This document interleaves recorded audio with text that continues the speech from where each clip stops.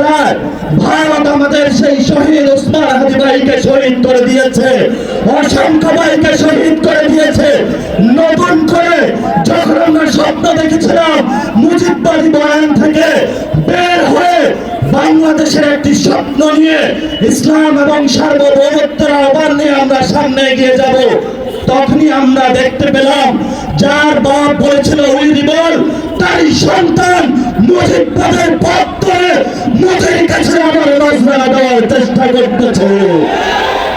প্রিয় বিএনপি, প্রিয় তারেক রহমান, আমরা আপনাদেরকে স্পষ্ট বার্তা বলতে চাই, আপনার যদি মুজিববাদে যাওয়ার ইচ্ছা হয় আপনি আওয়ামী লীগ থেকে বড় মুজিববাদী হইতে পারবেন না। আমরা আপনাকে হুঁশিয়ার করে দিচ্ছি, আপনি যদি মুজিববাদের পথে হাঁটেন এই পথ বাংলাদেশের জনগণের পথ নয়, মুজিববাদী শক্তির সাথে কঠিন যুদ্ধ হবে ইনশাআল্লাহ। সেই যুদ্ধে যদি বিএনপি বা আপনারা যদি মুজিববাদের পক্ষে থাকেন, 24শে গণঅভ্যুত্থানে যদিও আপনারা আমাদের সাথে রাজপথে ছিলেন, আমরা সেখানে আপনাদের সাথে কোনো কম্প্রোমাইজ করব না।